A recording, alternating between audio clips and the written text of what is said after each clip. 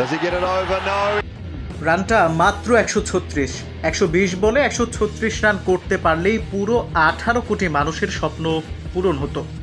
Television পর্দা বা mobile phone সব জায়গায় 18 কোটি মানুষ তাদের বড় স্বপ্ন নিয়ে অধীর আগ্রহে পাকিস্তানের দেয়া 135 রান চেইস করে ফাইনাল খেলবে টাইগাররা। কিন্তু এই সহজ পথটা কঠিন করে পাকিস্তানের বিপক্ষে হেরে 18 কোটি মানুষের চোখ ভিজিয়েছে টিম টাইগার্স। 136 রানের লক্ষ্যে খেলতে নেমেই শুরুতেই ফিরে যান পারভেজ ইমন। তবে এদিন আরও একবার জ্বলে ওঠেন সাইফ হাসান।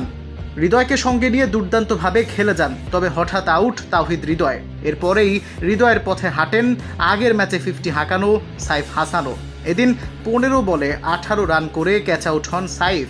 29 রানে 3 উইকেট হারানোর পর মাঠে নামেন শেখ মাহেদী, তবে তিনিও ব্যর্থ। এদিন 10 বলে 11 রান করে সহজ ক্যাচ তুলে ফিরেন এই ব্যাটার। এরপর দায়িত্ব পড়ে নুরুল হাসান সোহান ও শামীম পাটোয়ারির কাঁধে, তবে দলীয় 63 রানে দলকে বিপদে ফেলে ক্যাচ আউট হয়ে ফিরেন নুরুল হাসান সোহানও। শেষ দিকে লড়াই করেন শামীম পাটোয়ারি ও তানজিম সাকিব।